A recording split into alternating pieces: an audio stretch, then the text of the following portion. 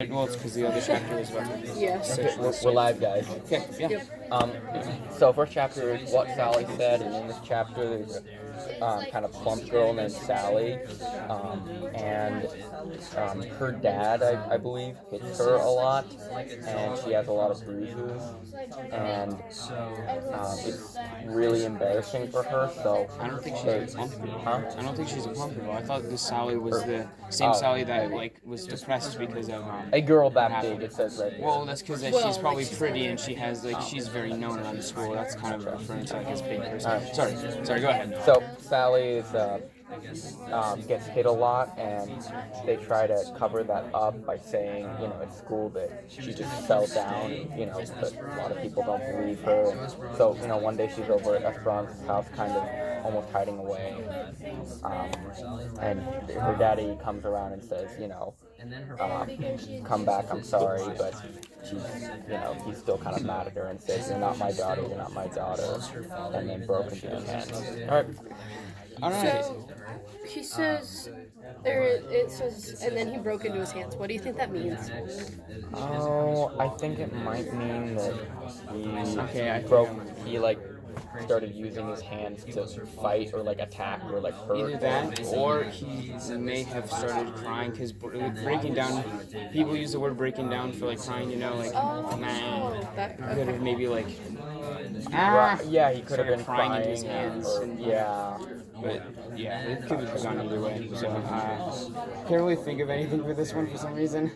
Don't know why. Why do you think that her father was crying when he came to pick her up from Esperanza's house? Well, that's an interesting one. Maybe he is truly sorry, but he's gonna go back on his word later. Kind of like a bipolar kind of deal. Yeah, kind of a deal. Or maybe he's drunk. Possibly drunk. Maybe he's really just sad about the circumstances that's going on. Sad that Esperanza's family now knows what's going on. And, it could be a lot of things. All right. You want to go into the next chapter? Because we're at 2 minutes. Yeah. Okay. Yeah. So just make sure to keep this one short because we're gonna have to ask a lot of questions and it's being a bigger chapter. So the monkey garden in this one, the family of the monkey moves away. Then they turn into a little play area, and and a bunch of cars, start piling up, and so.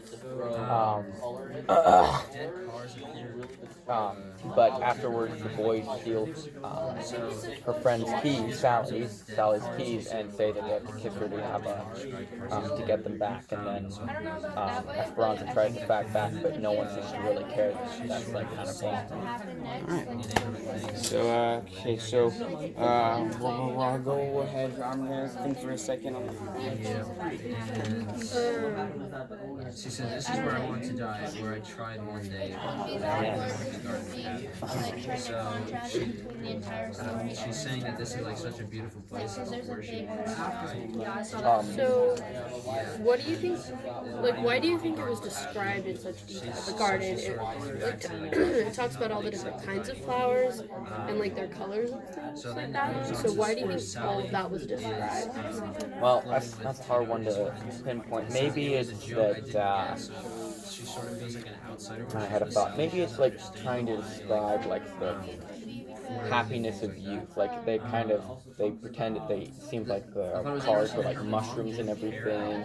It seemed everything was so perfect and wonderful. It was kind of like a wonderful play area, and maybe it's trying to show there's still some youth left in them. There's still some fun, and maybe I'm not sure. Maybe it was representative of something. I'm not sure, but Yeah. I actually have a question. Talking about up here. Talk a little louder. I wanted to will my blood to stop.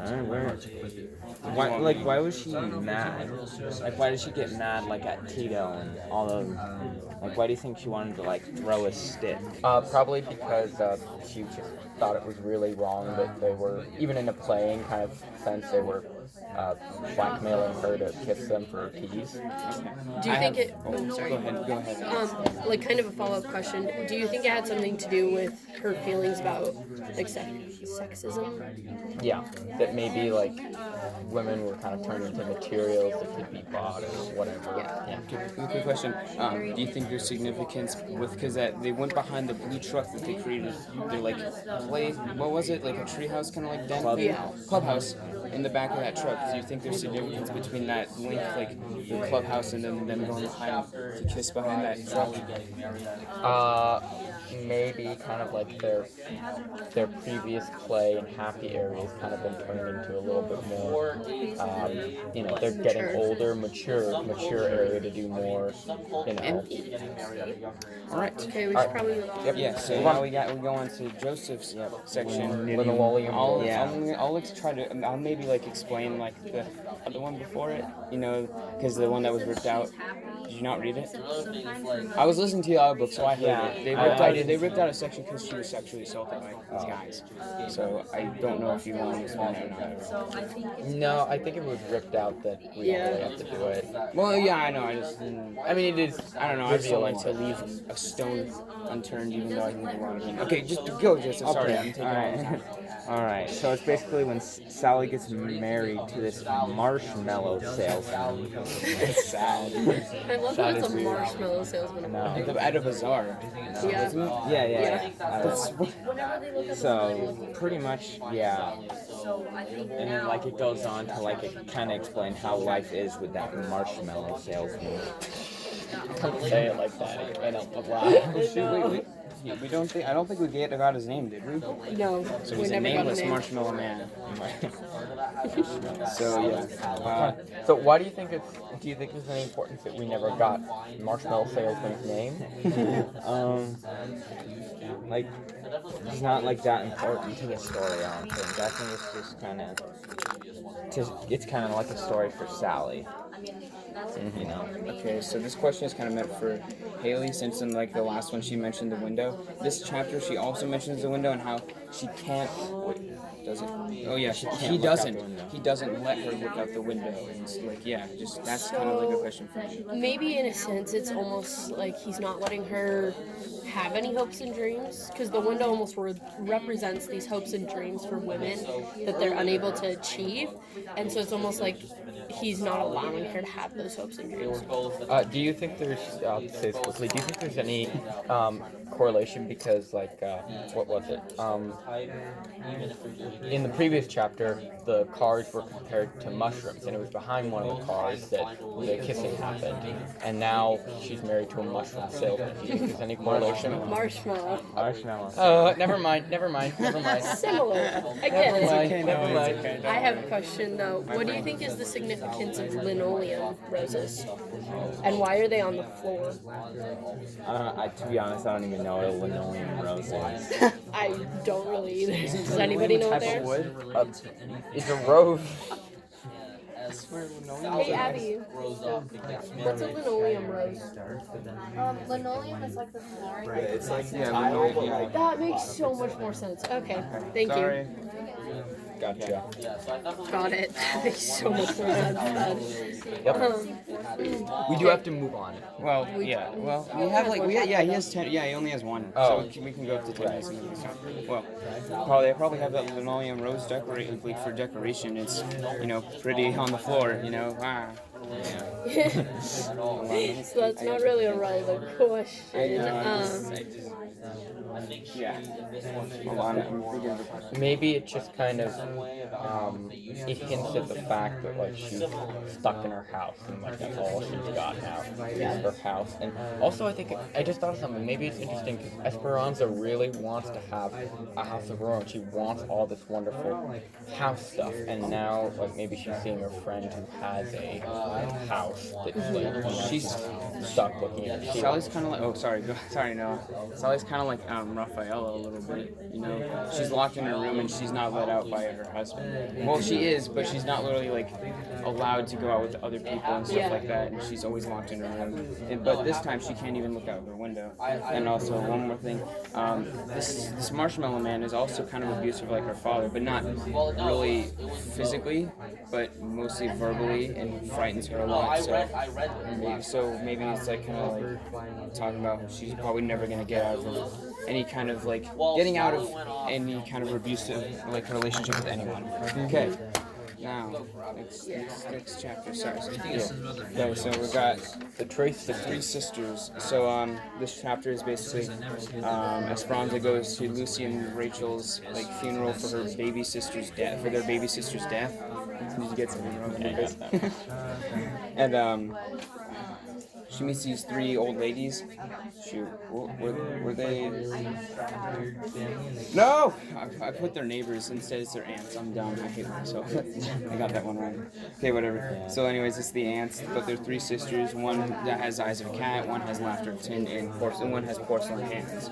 And then basically they're like kind of like not magical, but like not fortune tellers. I don't know how to describe them, but they kind of like essentially like tell the future, and they're like they basically come to her and they're like, yeah, don't forget Mango Street and just wish for what you want and you'll get it. But don't forget Mango Street. Always remember you're from here. Yeah. Okay, never mind. Just never mind. I don't know. Okay, anyways, yeah, that was it. So in the Monkey Garden chapter, it talked about a porcelain table, and then it talks about this one of the lady's hands having, like, they're like porcelain. So what do you think the significance of porcelain is? I have no idea. He makes spoilers. I have no idea actually. I can't really think of anything actually. I didn't think of that ahead of time. Well, yeah, I can't think of anything. Porcelain is kind of like, I don't know, I feel like it's superficial, it's like almost plastic-ish. Yeah, maybe. Yeah. That's going away. Any more questions before, we have to Yes, move on? I do have another question. So it talks about a yellow bird flew in through an open window, and then the baby's fever was worse. So, like, what do you think the significance of the yellow is? Like, what is that trying to symbolize? I forgot. I have a question for that question really quickly, so then I can answer that question that you asked me.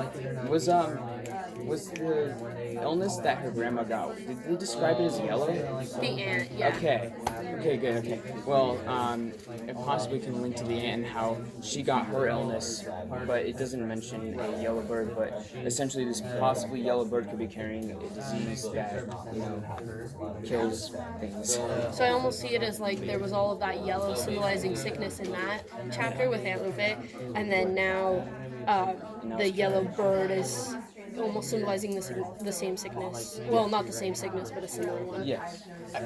Yeah, never mind. Do you want to move on to the next pages chapter? now? With the ant? Probably It was should. back in. Oh, with the ants. Oh, with the sick ants. Okay, do you want to pause this really Yeah. quickly? Yeah. Okay, so now would you want to move on to the next one? Yeah. Okay. So Alicia and I talking on the steps. She's talking to Alicia on the steps of Edna's house, and then she's like, they're just talking about houses and how Esperanza wants hers, and she can't, and like how Alicia has a house and she can go back to it, but Esperanza doesn't, and that's her house. She's stuck with her piece of crap of a house. Didn't even do it. Okay, so questions? Questions? So the way this chapter is written, it almost makes her seem a little bit pathetic to be wanting this house. Like the way that Alicia talks about how she already has a house on Mango Street. So why do you think the author wrote this chapter in that way? Well, we've seen throughout the whole book that she's acted like this because that she's always complained and like, I want a new house. And, okay. Anyways, she's always wanted a new house, and she's always like putting down her house, and she's always thinking, I want a new house, and she's always been so ungrateful for what she has instead of not thinking of that. Oh yeah, I could be on the streets right now and not be in a house. I could be like being stabbed by a homeless man or something. But yeah, what? Oh yeah, I'm being kissed. but we've seen throughout the whole book. So I forgot what the question was. Well, I have a question. Do you think there's like a kind of like when it says, you know, like it or not, you are Mango Street. You're not like it or not, you'll always be on Mango Street. You are Mango Street. Maybe like Mango Street represents what's it called? Represents like who she is and her culture behind her. Like maybe she wants to leave this, but her culture's still going to be embedded deep into her. Yes. Yeah, that's also what I found. I wrote down and I was saying, she was saying like, don't leave your culture behind. This is like what you've grown up with all these people, and also don't leave behind like your culture, and just don't forget where you came from, and never forget who you grew up with and all the people around you, and remember to just come back to, just come back and just remember. Okay, we should probably move on. We really should actually. So now we got the last two, and that was. We've got plenty of time for these. So A House of My Own was actually extremely short, but there were a lot of what? It was pretty great. So I noticed a lot of common strands of like not. So it says not a flat, not an apartment, not a man's house, not a daddy's. Like, and then it also has a common like a strand of my. So it goes from not to my. And I thought that was interesting. You put them together, it's not mine. As if like she does. No, really, like Yeah. no, really, like the idea of it is that she doesn't like have stuff. Yeah. Yeah. Any questions for that? Hold on, I'll be thinking. Why does she say only a house quiet as snow? Like, of all the things she wants a big house, she wants one with washrooms, all that kind of stuff. Why does she say quiet? Like, a house quiet as snow? I feel like maybe with her like siblings and stuff, they're always loud and noisy, and she just wants it to be like her own and not to have to focus on everybody else and all of their noise that comes with other people being in this house. So she almost wants to just have somewhere that's just for her to go, almost like a place she can like relax and let. Yeah, she doesn't have to put up this face for everybody. Got so like what Noah was saying, like not my. Well, in this whole like chapter, she was describing the like dream house of hers, but I kind of like thought of like, since she's saying not, I was thinking like maybe she's saying not my house. She's saying this is not my house because I can't have it because of where I am right now, and it's not mine because she's describing of everything that she wants in a house and how she always has wanted a better house, but she's saying this is not my house. I can't have it because I'm here on this street. Yeah. Okay, so Mango says goodbye sometimes. I again noticed a strand of I in it quite a bit, and then tell also because she's talking about how she tells stories.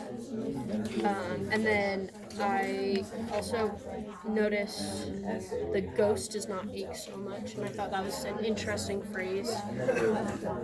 So yeah. Questions for that? So why do you think it's kind of important that like she has to come back to find the people she left behind? Like why do you think that's so important? All of the focus has been on Esperanza. I want a new house. I want this. I want that. Yeah. Yeah, we're just gonna finish real quick. Yep. And then we'll talk about it. Sorry, what was your question? So, why do you think it's important that like she has to come back for her family to kind of help them? So far, it's been all about her. Well, I almost feel like even though she wants to have somewhere that's her own, she also still feels the tie to her culture.